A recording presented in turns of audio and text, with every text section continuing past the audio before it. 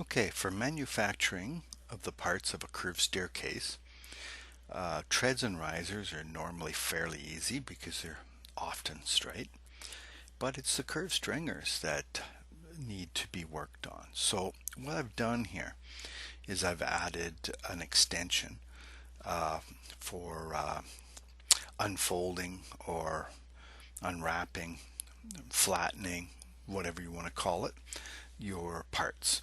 So we're going to use the flattening one. To start with, I have my measurements that I want for a stair, and I've got this little spreadsheet which will help me with an adjustment for manufacturing purposes. So we're going to start off with adding all these bits in. So they're already plugged in, total rise, number of risers. We've set this to 0 on purpose, and we're using 107.25 degrees. Here we go. Let's build it. Okay, here's our stair.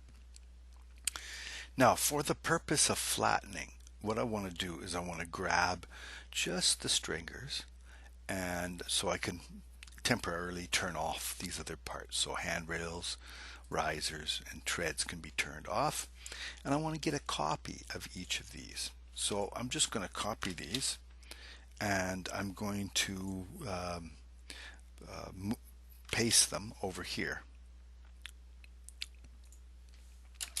And I'm going to explode them.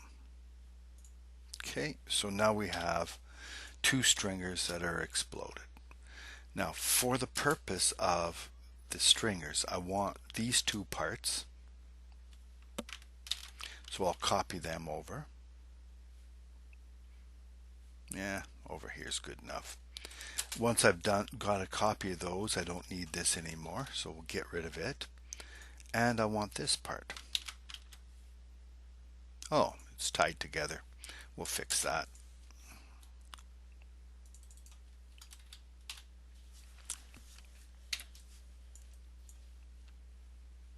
Oh, there it is. This is the tie. Delete those two bits. Triple click, delete those bits.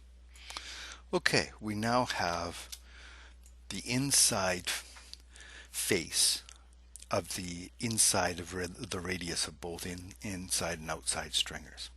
So what we want to do next is we want to pick this and right click and click on flatten faces. Now flatten faces works, but it doesn't really know how to lay them out quite right. So we will just flatten these one by one.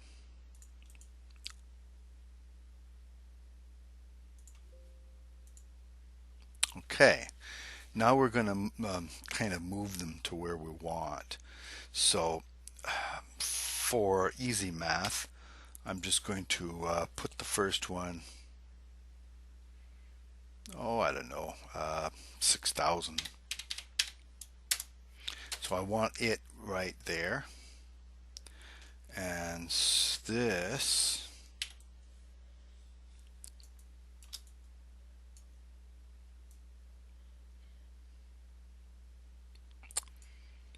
is the longer one right here. We're going to use it. So I'm going to move this corner right to there. Now what I want to do is rotate it. So I'll hit the Q key, which is the shortcut for the rotate, and I'll click in the center, pick to there, and rotate it back to the angle. Okay, so that one looks better. It's flattened, and it's flattened to a known spot. Now we're going to do the same with this. So we're going to take this piece right there, and now we want to rotate it as well. Q.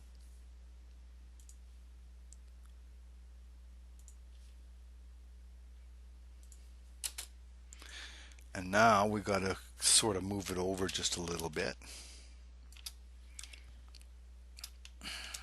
So draw a temporary line, and this baby here, and I can constrain it, right arrow key, and snap it to the temporary line. Delete the temporary line, and there's our first stringer.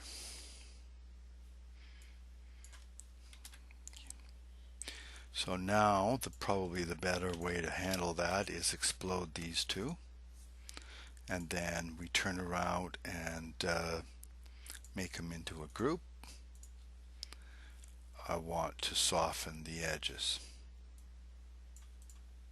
I'll take the softening away, sorry, so I can see the folding bits. Now do the same for this guy. So we're going to move him, oh sure, 2000. So I'm going to start by picking it, the end point, the corner, put it right where we want it, and now we need to rotate it into position.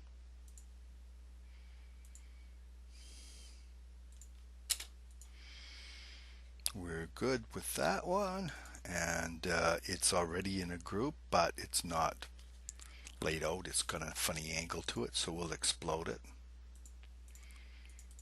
and then make a group. Okay, and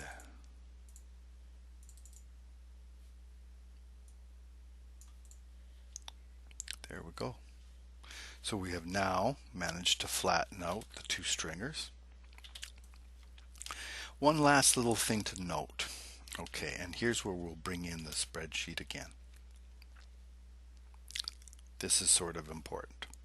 So I'm going to open this up a bit where I've done some calculations for the adjustments of the stringers. So we've got total run, absolute accurate total run, and the run for each tread divided by the number of segments.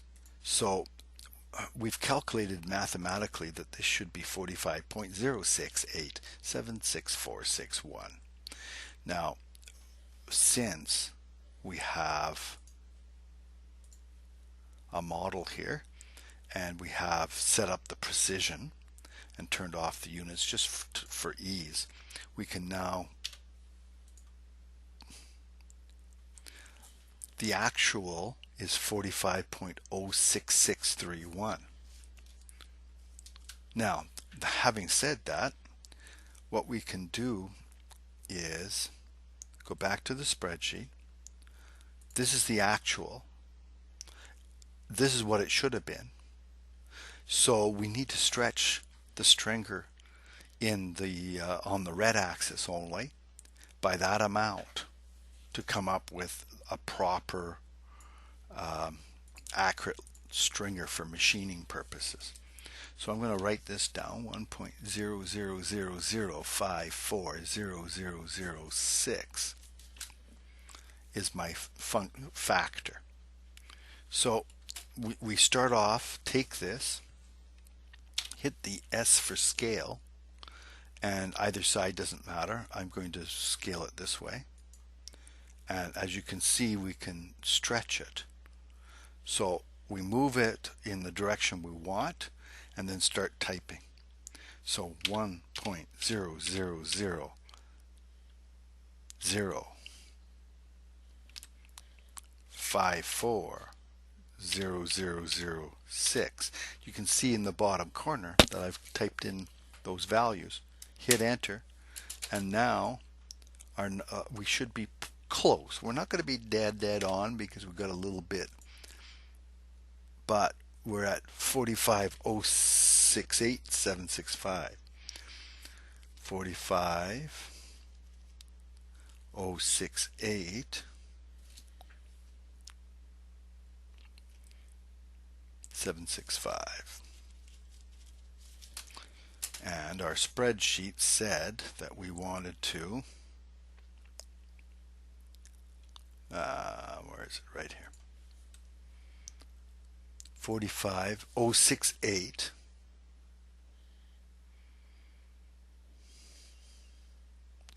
068 765. Well, we're pretty darn close. That should have been, that's out by so little it's not worth worrying about. So that's is the one step that I think you need to be concerned about. If you're using CNC machines, you want this as accurate as possible. So I've just adjusted it, and that's because SketchUp uses segments as opposed to absolute accurate true radiuses and true perimeters, unlike CAD. Okay, that is all. Thank you very much for watching. Talk to you later.